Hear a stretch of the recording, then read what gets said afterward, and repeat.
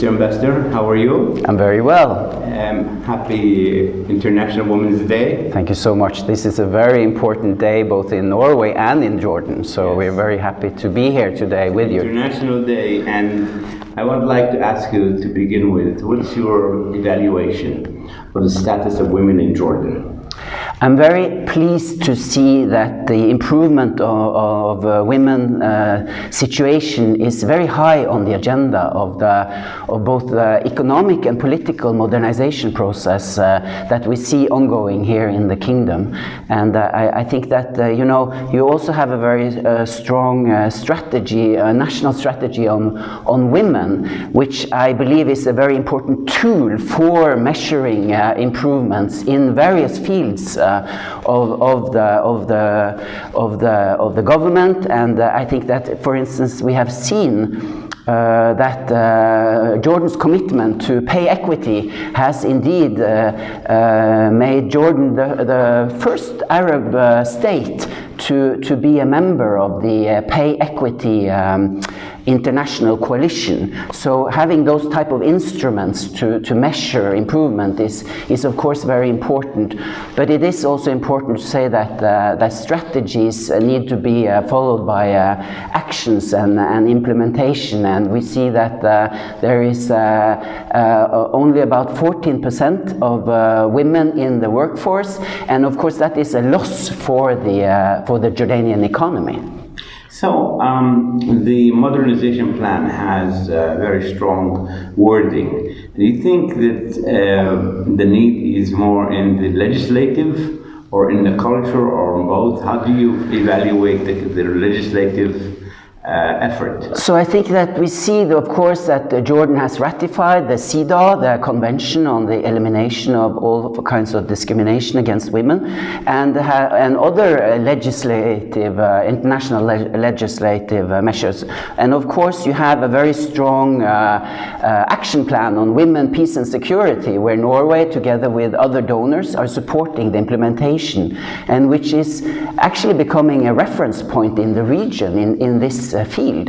And I think that Jordan's strategies, together with His Majesty's vision on economic development, puts a high emphasis on women's participation in the workforce. And with the high level of women with higher education or with education, I think that is a strong and powerful vehicle for implementing the strategies.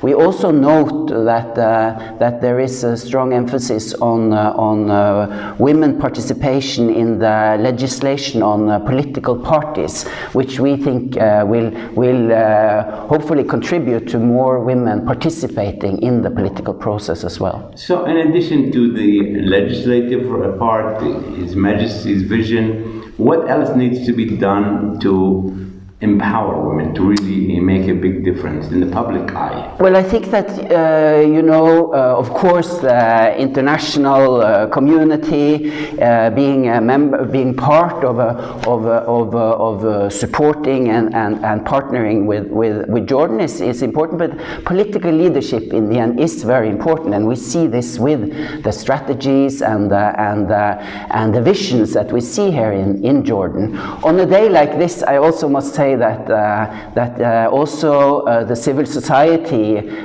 is an important force in this, and to use my own country as an example, the women's movement in Norway had a very important role to play in the social changes that has taken place in my country.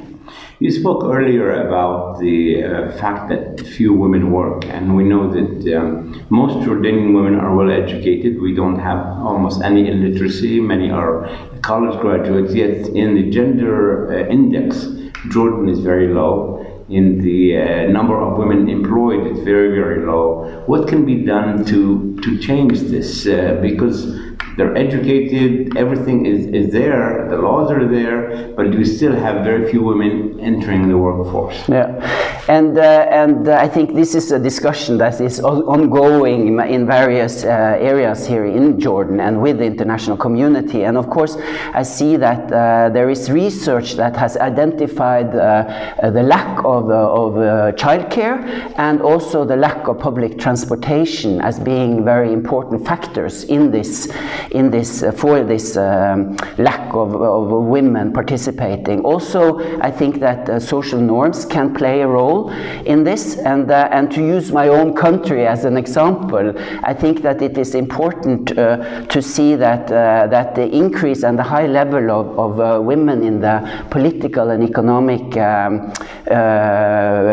sphere in Norway today is the result of targeted gender policies. So it didn't happen by itself, it happened through targeted policies. And for instance, in the 70s we had a very strong focus on childcare, which in the end actually changed and made it possible for more women to actually participate in the workforce. And also in terms of making more men involved, there has been policies on parental leave, which over time, and it takes time, but over time has changed the way maybe people look at,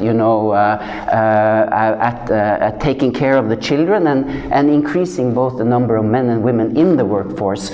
And I think that some of the efforts that we see here in Jordan, and where Norway has supported also both Jordanian civil society organizations like Sadaka, but also the government and the efforts of the Minister of Social Development in actually increasing the number of daycare facilities to increase and thus reaching the target of the government of increasing the number of women, which in Norway we have seen has been a more important aspect for economic development than even our oil and gas revenues. So we believe that for Jordan's economic development, this is of course a very important aspect, and on a day like this it's very, very good to discuss these things with you.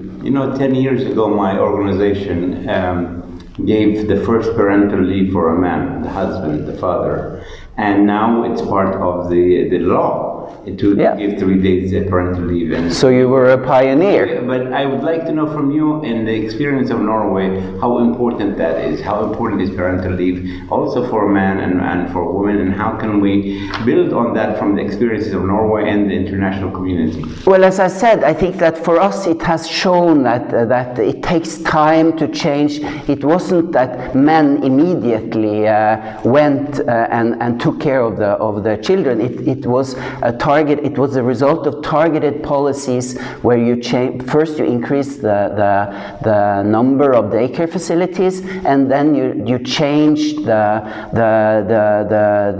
framework so that more men also took part in this through the parental leave system.